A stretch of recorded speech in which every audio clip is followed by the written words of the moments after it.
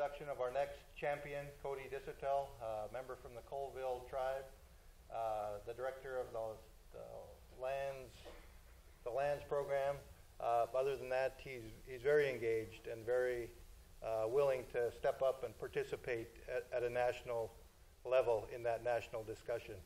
So I appreciate Cody stepping up and giving us some wise words.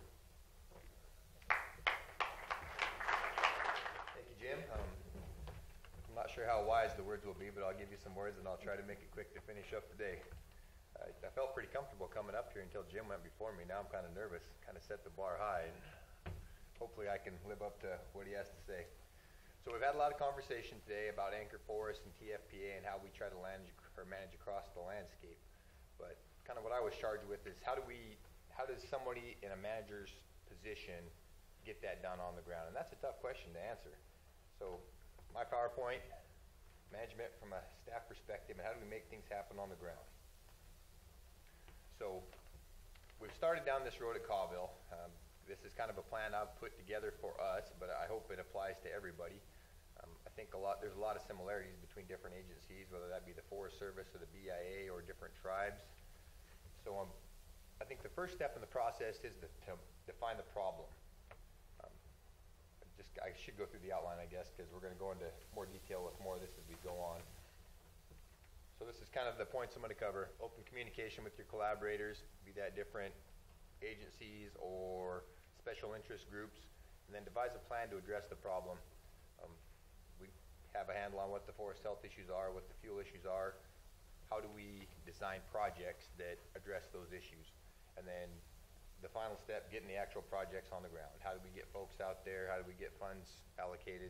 How do we make sure that something's accomplished on the ground that moves us toward that desired future condition? So scope of the problem, again, we'll give you a little bit of a Colville perspective here. We have a TFPA proposal in on both the Okanagan, Wenatchee, and the Colville, which happens to split our northern boundary almost right down the middle. So in developing that TFPA proposal, one for each side, we had to look at what the problem is. So this is a insect and disease map that shows the 2010, 11, and 12 flights. So obviously there's plenty of insect and disease activity both on national forests adjacent to us and on the reservation. Similar agents, just a matter of severity in most cases. The tribe's done a pretty good job of managing, but as good a job as we do and as many acres as we treat, we still have forest health issues.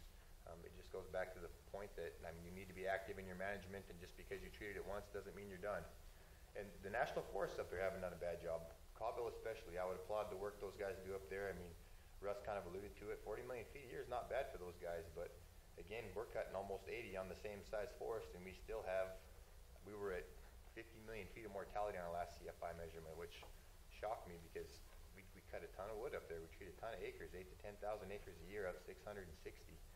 It's tough to stay ahead of those types of issues. So obviously, scope the problem, it's a big problem. We need to devise a plan that addresses all of those issues in a timely manner and continues to address those issues over time. So step one, after we address the issue, is go talk to our collaborators.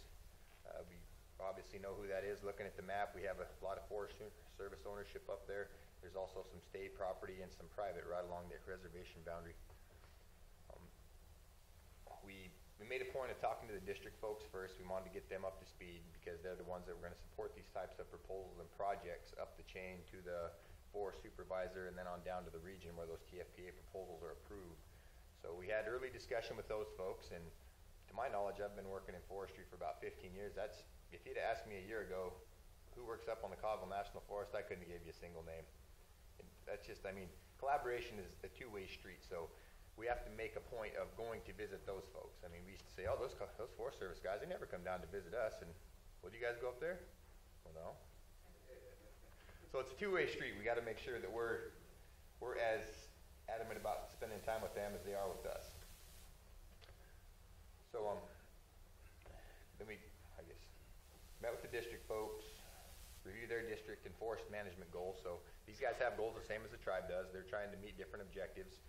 Sometimes the tribes are more successful because we have a few more tools in the toolbox. We kind of give ourselves some options, and our public, again, is a little smaller. So the folks that we have to deal with are lesser in number, I'm not sure the issues are any different. I know it's odd that, okay, you'll have a special interest group in the Forest Service and they want wilderness here, and tribes have the same issues, they just may come from a different group. So a good example, I'm sitting on the couch the other day watching a baseball game. My wife's looking at Facebook. Oh, my aunt's mad about this. You need to call her and talk to her. Okay. So I get on the phone. Okay, what's going on? You don't like this. We have a carbon sequestration project that we're kind of working on, and they were just bashing it on Facebook. And she gets on there. Cody, I thought you were smart. What are you guys doing? This is a horrible idea. And it took a good 20 minutes to explain what the process was and what we were committing to. But those are the kind of challenges you run into, I guess, as tribal folks. You have the same opinions out there. You have the same naysayers. But sometimes it's more difficult because it's your aunts and uncles, your cousins, your brothers and sisters. That's a hard battle to fight and win a lot of times. They've grown up with you, so they know what decision-making capacity you have sometimes, and you don't always make good choices. So, moving on with that, we develop a plan of action with those district personnel. Now that we know their goals and objectives, we try to get together with them and say, okay, this is what we're doing on our side of the fence. This is what you're doing on your side of the fence. How can we work together to make those fit? And then as we're making successes, we need to communicate those up the chain. So we need to let from the district folks on up to the forest soup, on up to the region. Region, we can do good things. This is our plan. Put it together. We need to support that on up the chain. And then even up to the national and to elected officials, because sometimes things don't always go smooth. It really depends on what region you're from. I mean, we've heard a number of different success stories, and we've heard a number of different failures. I mean, you may get to a forest supervisor that goes, well, I don't know, I'm close to retirement, I don't really want to do this. This kind of seems like a real pain. So you have to go up. I mean, we have these plans in place. You go to Brian Rice over in DC. Brian, I'm just not making any progress with this, buddy. We need some pressure on this guy. Okay, so I guess I kind of jumped ahead there a little bit, but devise a plan. What are your desired future conditions? What are you trying to get to? And we have to consider more than forest health. I mean, obviously, forest health is a big consideration for us as foresters, but, I mean, from a tribal perspective, we have very holistic goals. We're looking at fish habitat, wildlife habitat, cultural plants, traditional places for gathering medicines or just prayer. I mean, there's a bunch of different things that folks do. And, I mean, a lot of times there's very common goals for just the public in general. I mean, they go out there to hunt, fish, to camp, to have a little solitude, to get away from the world. So a lot of times when you have those conversations, even with outside agencies that aren't necessarily tribal in nature, it's surprising how similar some of your goals and objectives are. We want to compare that to the current situation. So what are our current forest conditions? What do we need to do to get there? And at what rate do we need to do it? So if you've got, I know, again, we'll use the Colville National Forest because Russ just spoke about it. I was surprised to hear them say that, yeah, we really need to be at 80 to 100 million to really maintain our forest health. And we need to be closer to the 100 million number if we're going to catch up. So we look at these and we think, I mean, forests evolve over time, and it's a long period of time. So a lot of times we think, okay, we can go do a treatment and we're done, right? Nope. They're probably going to be back in there 20 years down the road, 30 years down the road. But the guy that did it the first time is probably retired by then. So it's hard to have that perspective over time and space. So now we get the projects on the ground. And this is the hard part. The rest of it, we've heard lots of compelling presentations on why we need to do this, but now it gets to, okay, Cody, you go be the guy. Go get me a project on the ground. How do you do that? So what capacity do you need to accomplish those goals? So look at your workforce. Do you have staff to do it? Do you have funding to do it? Do you have contractors that are willing to help get some of the work done if you don't have the staff to do it? Do you have partners that are going to help you get and kind of push these projects down the road? Funding is a tough one because, I mean, I've been visiting with Tara, and Tara, I've probably been talking to you for, 6 months about this, and I don't know if we have any clearer answer than we did 6 months ago. It's so difficult to kind of navigate all these different funding sources to try to pay for this kind of work. A lot of times there's small pots of money that you're chasing. A lot of folks alluded to this earlier, and a lot of times those are on really short time frames. So, oh, there's 200,000 out there, closes in 3 days. Okay. How do you put together a good proposal, and more importantly, how do you collaborate? If the priority is to go towards collaborative projects, there needs to be time to collaborate with that funding that we get. So those aren't questions I can answer for you. I can give you some answers from Colville. We've got some funding from the central office, I guess, for Anchor Forest. Thank you, Dave. Hope to get some more. But we've hired a contractor, and it just happened to be a tribal member who just graduated with his master's in forestry. So really, that's probably just, there was an opportunity there. We had enough folks and enough insight to go after that opportunity, and that started us down this road. But again, those opportunities are kind of few and far between, so we have to be ready to jump at those whenever they come around. So opportunities that the tribe can bring to those projects, especially on those non-federal lands that can really benefit tribal members and the tribes as a whole. So we can introduce tribal objectives that typically aren't otherwise considered. A lot of times tribes don't really give input on Forest Service projects unless we see some negative impact to one of the tribe's objectives, but I don't think we take the opportunity very often to go say, well, you know, if we did a couple treatments like this over here that was traditionally huckleberry ground or something, that could really be a benefit. We could get some tribal members going up there and picking huckleberries where they haven't in 40 or 50 years maybe. And that's something I think is a real opportunity that I know I haven't looked at, and I would guess that's probably a common theme across this room at least. This has been said a number of times today too, provide traditional ecologic knowledge to federal agencies. There's a lot of stuff that tribes are really good at doing, that they've been doing for a really long time, that Western science is just now catching up to, and you can explain, oh yeah, if you do this, this is the response, and this is the timing for it, and I think you kind of get funny looks, and I mean, it's something that's difficult to explain to people that that's the way we've always done it. Isn't necessarily justification in their eyes, but having learned that from your parents and grandparents and great-grandparents, you understand this is how our forests develop, and it's usually a pretty compelling argument, and you can get those folks to buy into some of that. We can bring capacity. Again, Colville is an example, is at 40 million feet. How do we get them to 80? How do we get them to 100? Can the tribe help bring some capacity to push it towards that 100 million board feet that we really need to restore that forest? And we need to look at that, okay, that's just for the Colville. Now what do I need to do for the Okanagan Natchez? We probably need another 40 million over there. And then, okay, I'm looking down Steve's way. Steve, in between us, what do we need over there? We may be looking at 250 million board feet of capacity we need to help bring.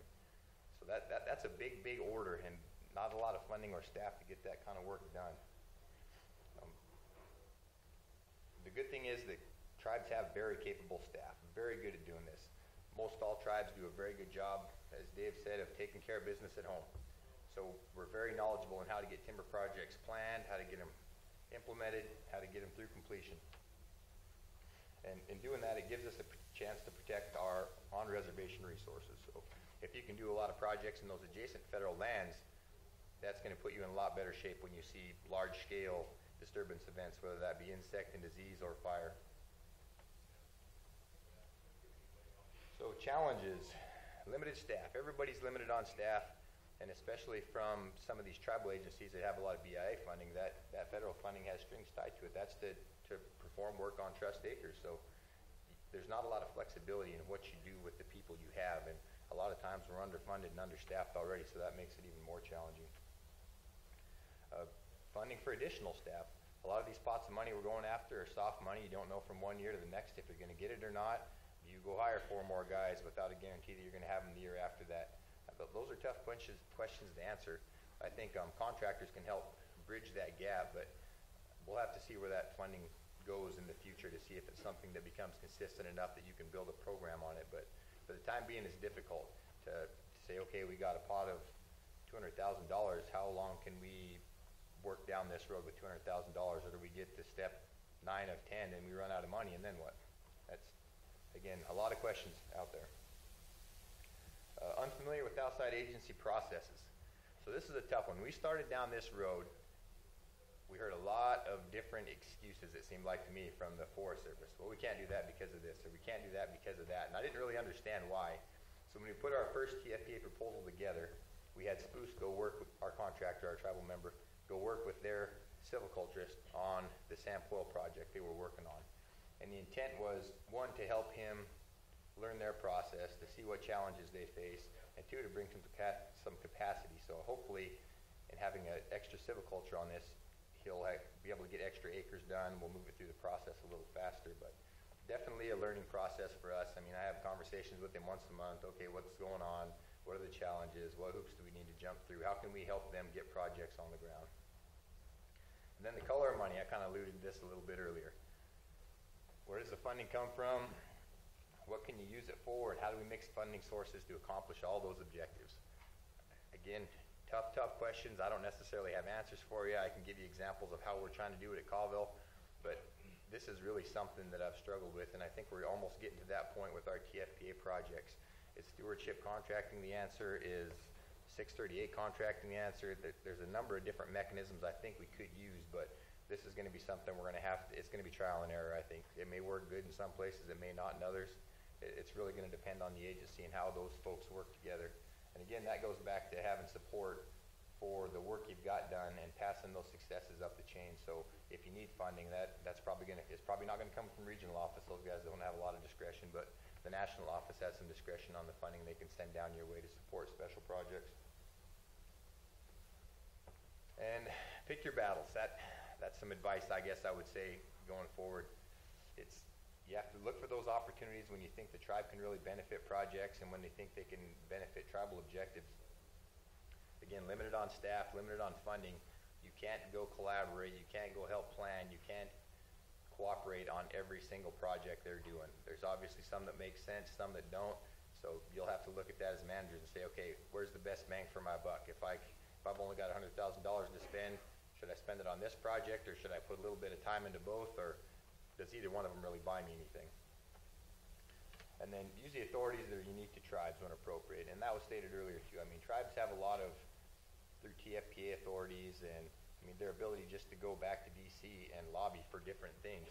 We're unique in that. Having been a BIA employee, I kind of know how that works and what, I guess, the lack of flexibility you have to say certain things or ask for certain things.